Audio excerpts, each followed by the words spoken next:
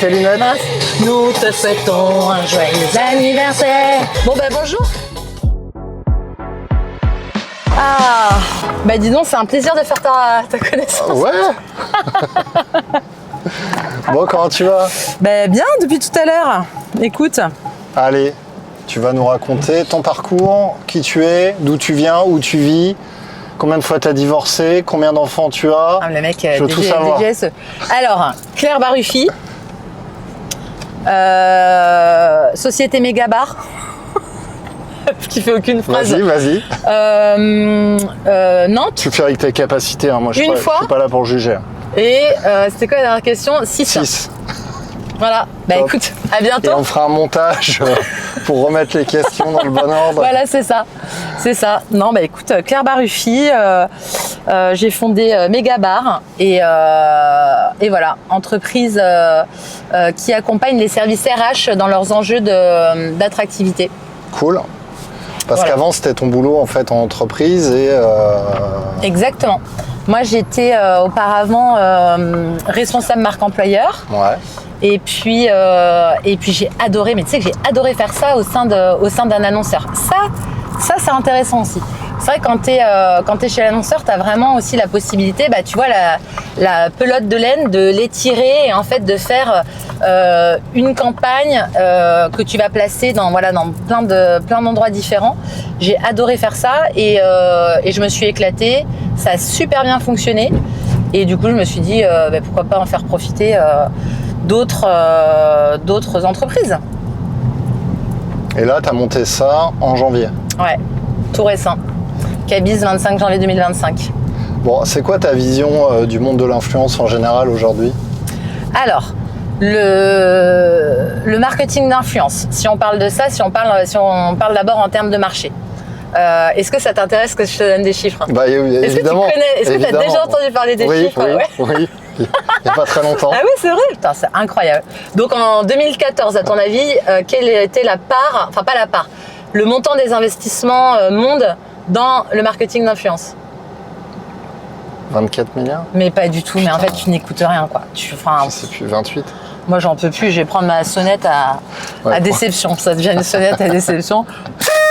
Voilà. Non, 1,4 milliard. Ah, tu vois, j'étais. Voilà, en 2014. Loin. En 2024.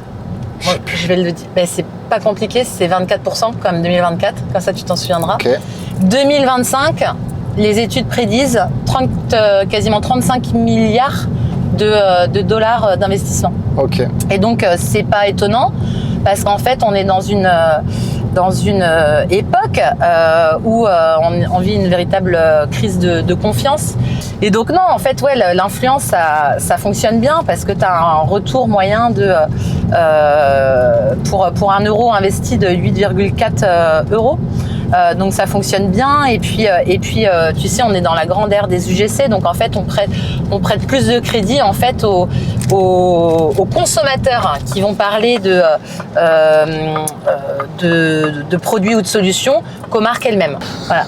Donc c'est pour ça que voilà, je me suis dit tiens, l'influence RH à l'ego, qui peut le plus peut le moins, quand on peut en fait travailler avec des influenceurs pour valoriser des produits et des solutions même en B2B. Pourquoi est-ce qu'en fait on ne le développerait pas dans le cadre de recherche de candidats, puisqu'en fait aujourd'hui je crois que tu as 6% des collaborateurs qui se disent engagés, donc 94% de candidats en sommeil, mais qui par contre sont en sommeil, donc tu n'iras pas trouver sur les job boards type LinkedIn ou tu n'attraperas pas avec ton annonce. Et donc par exemple des influenceurs, tu en as dans tous les secteurs. T'as the influenceurs du carrelage, t'as les influenceurs dans la santé, dans l'industrie, voilà. Et eux par contre ils sont vraiment suivis par les candidats. Donc les messages passent bien. T'as des influenceurs, alors parfois t'en as des micros avec 5000 abonnés, t'en as avec 100 000 abonnés. Dans tous les cas, en fait, il faut le laisser parler à ses abonnés avec son style, parce que sinon ça fonctionne pas, ça fait des campagnes ratées et voilà. Et d'ailleurs, tu vois, je te parle de volume de communauté, ben ça par exemple c'est pas toujours un très bon indicateur. Ouais. Ça peut être un indicateur intéressant quand tu es sur de la campagne noto, c'est à peu près souvent un des premiers critères quand même que tu vas regarder, on va pas se mentir, mais quand tu es sur des campagnes plutôt d'acquisition, ce qu'il faut regarder en premier, c'est les campagnes, par exemple les campagnes passées, le retour sur investissement des campagnes passées. Et puis, dans tous les cas, quel que soit ton objectif, le taux d'engagement, l'interaction, parce qu'en fait, t'as des gros ventres mous au niveau de l'influence. T'as des mecs qui ont des communautés énormes et en fait très peu d'interaction, quoi. Enfin, je dis des mecs, des nanas, quoi. Et je vise personne, bien sûr. Pour être sûr. Tu dis, voilà, si je recrute des maçons, évidemment, je vais aller chercher un influenceur spécialisé dans la maçonnerie. Ouais. Alors, ce qu'on voit aujourd'hui dans les grands groupes, c'est pas toujours ça qu'ils font. Ils vont aller chercher des influenceurs RH, entre guillemets, pour adresser des candidats. Donc, il n'y a pas vraiment de persona... C'est pas forcément ça le plus pertinent, je dirais. Après, sauf si cet influenceur RH est suivi par des candidats. Auquel cas, ça peut faire sens. Si tu prends par exemple Factorial ou Assess First, eux, ça peut être pertinent d'avoir recours au service d'un influenceur RH parce que tu peux être sûr que ces gens-là sont suivis par tes candidats ou par tes experts, tu vois. Donc là, c'est censé. Mais effectivement, ton candidat, ton candidat ne sait pas qu'il est candidat. Candidat, c'est pas un métier. Donc lui, il va pas suivre des influenceurs RH. Je pense. Jusqu'à preuve du contraire, je pense pas. Voilà. Merci. Écoute, ce fut un plaisir. T'as qu'à me jeter là. Non, raconte-nous quelques campagnes que tu as menées. Prenons le cas de cet annonceur qu'on a accompagné, qui est un très gros, tu vois, qui pèse 4 milliards dans le game et qui adore valoriser le fait justement que c'est un grand groupe. Ils ont plein de collaborateurs, des centaines de milliers. Ils ont des bureaux partout dans le monde, partout en France, voilà.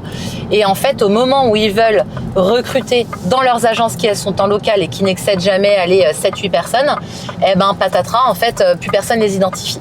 Et donc, on avait besoin pour eux d'aller chercher des saisonniers, donc plutôt profil masculin, quand même plutôt dans la manutention majoritairement, 18-24 ans. Évidemment, ces gens-là ne sont pas du tout sur les plateformes RH, les job boards et compagnie. Et comment on fait? Et donc, on a monté une OP sur Twitch en mode grosse partie de FIFA avec des joueurs d'une équipe de foot et 2 gros influenceurs, tu vois, sur des communes de 1 million, 2 millions d'abonnés et gros carton. Plus 100% de candidatures, des milliers d'abonnés en plus sur les plateformes. Mais ça coûte quand même un certain budget, j'imagine. Non, ça dépend. Franchement, ça dépend. Après, faut que tu raisonnes encore une fois en termes de canal. Moi, je sais pas quel est ton budget pour aller, tu vois, faire du social ads ou pour aller, tu vois, faire je sais pas moi, j'en sais rien, une campagne d'acquisition, quelle qu'elle soit. Il faut inscrire ça, je te dis, comme un canal supplémentaire. Ce qui est sûr, c'est qu'en fait, on a quand même réussi à aller chercher ces candidats dormants qui n'étaient pas du tout en fait dans les radars RH. Ouais. Donc ça, c'est une campagne intéressante, campagne qu'on a doublée après sur vraiment toujours les métiers saisonniers avec des influenceurs plus petits à qui on a laissé vraiment, tu vois, les clés de la maison en disant, allez-y, faites-nous une story. Donc là, t'es vraiment pas dans, dans une campagne qui s'inscrit dans le long terme, t'es vraiment sur une OP. Mais ça avait aussi hyper bien fonctionné. Et c'était bien parce qu'en fait, un des objectifs majeurs, c'est la répétition et la résonance. Et donc de pouvoir, si tu veux, adresser toutes ces cibles sur, tu vois, quelques mois de distance, ça a donné vraiment des bons chiffres en termes de ROI et surtout ce qui nous intéresse en termes de candidatures qualifiées. Tu ne trouves pas qu'aujourd'hui, c'est justement le problème, les entreprises qui font principalement des one-shots et qui ont pu cette volonté de plan stratégique à 6-12 mois avec plus de récurrence? Non, je trouve pas, non. Tout de ma gueule. Si, effectivement, ça c'est vraiment la marotte number one de Megabar. Perche et en plus. Mais de ouf. Et non, en fait, c'est clair que tu as un gros problème d'alignement aujourd'hui dans les entreprises, je trouve. Je pense que ça vient peut-être, quand j'essaie de m'expliquer ça, du fait qu'en fait les entreprises sont devenues très, très matricielles avec beaucoup de managers et très peu d'exécutants. Et très frileuses aussi sur leur budget. Hein. Oui, mais en fait, très frileuses sur leur budget, en fait, morcelle ton budget, mec. Il faut, je pense, tu vois, encore une fois, raisonner par canal et étirer cette fameuse pelote de laine. C'est-à-dire, en fait, tu vois, faut être un peu feignant. Aujourd'hui, je pense les directeurs marketing, les DRH ne fonctionne que par des coups. On a fait un coup, on a fait une OP, on a fait tel truc là pour être le plus innovant. Certainement, parfois, je pense aller chercher des prix et ça, c'est cool et c'est bien. Il faut aller chercher des prix. Mais en fait, c'est pas comme ça que tu tunnels en gros ton parcours et tu vas pas poser en gros des sardines sur ton parcours candidat ou ton parcours client. Et donc pouvoir se dire, je fais telle opération, je la recycle en mode, tu vois, seconde main versus fast fashion. Je la recycle sur tel support, je la reprends sur ma newsletter, je l'envoie à ma communauté sur Discord. En fait, t'es sur et ça c'est vraiment pas fait et c'est pas aligné et ça c'est un des gros, je pense, des gros challenges sur lesquels les directions devraient se pencher avant de raisonner effectivement en termes d'OP. Ouais.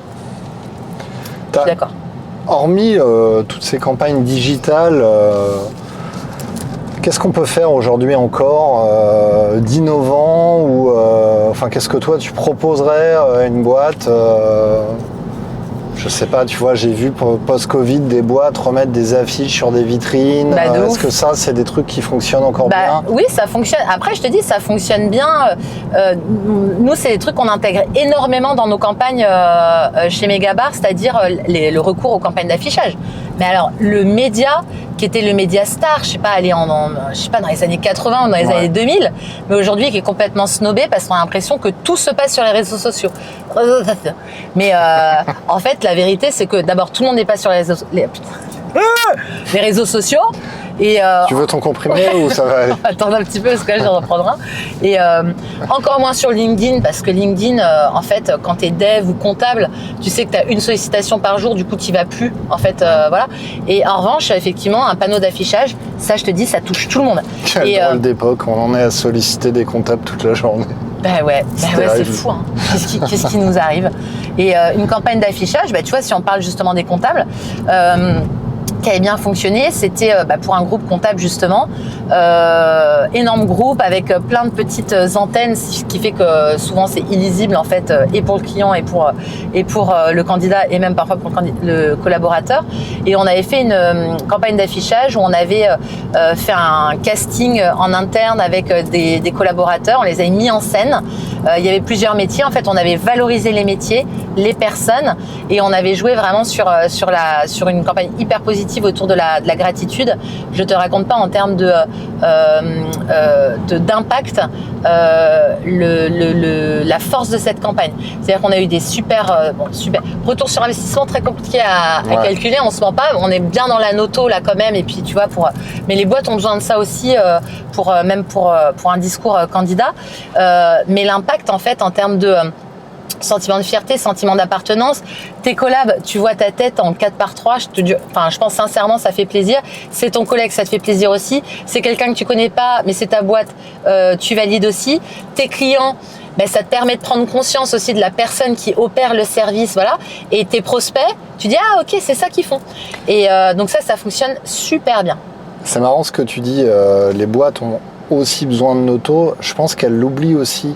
Parce que même une grande marque qui a de la noto sur ses produits va pas forcément pouvoir transposer sa noto produit à de la marque employeur. Oui. Et souvent, ils veulent tout de suite du résultat, du lead, on va dire, d'un point de vue market, du candidat qualifié, en oubliant justement ou en sous-investissant dans des campagnes de noto. C'est important la noto en fait. Là, c'est statistique. Hein. C'est-à-dire qu'en fait, plus tu es connu, plus mathématiquement, à un moment, ça va quand même participer à la reconnaissance, à la réassurance et donc à l'engagement. Donc non, mais ça c'est hyper important ce que tu dis. Je pense que c'est important de communiquer, communiquer sur ces métiers, communiquer sur ce que fait le groupe, et puis le plus important, d'arrêter de communiquer sur ses propres communautés. Ça, ce serait bien. Ça, ce serait un super objectif à se fixer. En plus, c'est un vrai problème des DRH. Tu as dit communiquer sur les métiers. Déjà en interne, la plupart des collaborateurs souvent ne connaissent pas les métiers de l'entreprise. Oui. Donc imagine à l'externe. Mais en interne, de toute façon, je pense que ça c'est le gros terrain de jeu encore inexploré. Ouais. L'interne. Non mais sincèrement, tu sais, on parle beaucoup de mobilité interne, même tu vois tout l'onboarding et tout. Quand tu questionnes les DRH, la réalité, elle est très pauvre en fait en termes de proposition de valeur sur comment tu les accompagnes d'un poste à un autre poste, comment tu suis leur évolution, comment tu accompagnes ça. Souvent c'est très, Je trouve pas ça ouf. Ouais. Ouais. Bah merci Claire. Bah c'est moi qui te remercie. Je crois qu'on a fait le tour. Hein. Bah ouais,